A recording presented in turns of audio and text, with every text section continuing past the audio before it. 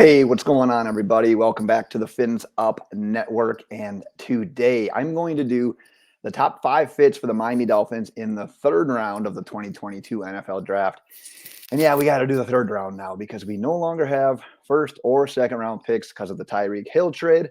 But the reason I want to do this is because a few weeks back, when the Dolphins did have their picks, I did a top 5 list of players to target at the number 29 pick. Now that they don't have that, I want to update this video. But with that being said, it's kind of hard to predict the 1st round, let alone what's going to happen in the 2nd and the 3rd round. So my method for this was I used the mock draft simulator on Pro Football Network, basically to eliminate the players that went before Miami's pick at 102, which if you think about pick 102 as well, it's a compensatory pick from the 49ers. So it is the very end of round 3. So I know it's not a perfect science, but at least it gives us a little something to go off of. So, oh, and one thing I want to say as well, I don't have these listed like first choice, second choice, third choice, and so on. It's just 5 guys. That's all I've got.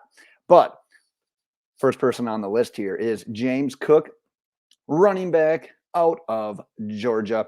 So Cook goes 5'11", 200 pounds. He's not a super fast running back.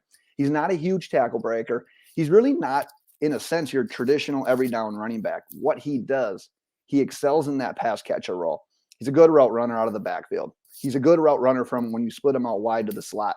He's got reliable hands. And if you think about what the Dolphins have at running back right now, Raheem Mostert, Myles Gaskin, and Savon Ahmed, all of their contracts expire after 2022. So there's probably a need potentially still for a running back here at some point. McDaniel wants a pass-catching running back. James Cook fits this mold. So he's the first guy. Second guy, we're moving on to the offensive line. That's where Darian Kinnard out of Kentucky fits in. He goes 6'5", about 320 pounds. He actually, during his time at Kentucky, was ranked as one of the top run-blocking tackles in all of college football. Like I said, at Kentucky, he played tackle. If you look at a lot of what draft analysts are saying, though, he probably projects better at a guard in the NFL, but that multiple position, that versatility, all that's going to do is help him at the next level. When I started my draft process a couple months back now, he was projected as a 2nd-rounder. He's starting to fall a little bit. At least he did in this exercise that I did for this video. But he would provide some needed depth despite the Dolphins signing Teron Armstead and Connor Williams. But that versatility, being able to play outside at tackle or inside at guard, is something that you can look for in Kinnard. The third player we got on the list here, Cameron Thomas, edge rusher out of San Diego State. So he's a big guy, 6'5", 267. He mostly lined up outside as an edge rusher at San Diego State, but he also has versatility and the size to move inside if need be. He's got that size to play against the run, but he's got the quickness and he's got the burst on the edge to get outside and that bend to get around the edge and get to the quarterback. But if you look at him, he makes a lot of his plays on effort alone. He is an effort, high motor guy, but he can play with power and speed. And with the Dolphins, honestly, despite re-signing Emmanuel Ogbah, this is one of those positions that you can always use more depth at. So I've talked about it in previous videos. It's a good class for edge rushers. It's not just super top heavy. You can get guys in the round 3, round 4.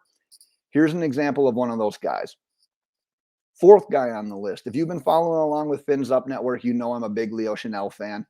But Chenal goes 6'3", 250, thrives in a blitz-heavy scheme. I've talked about it every single time. What do the Dolphins do defensively?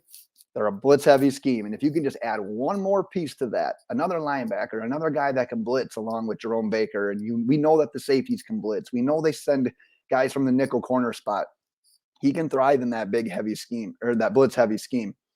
But he's a massive hitter, especially between the tackles. He struggles a little bit outside of the tackles, chasing down plays. He's not much of a coverage guy, but he led the Badgers the last 2 years in both sacks and tackles for loss. And when, like I said, a couple of months ago, starting the draft process, he was looking to be in that 4th, 5th round, but he has put together a solid offseason.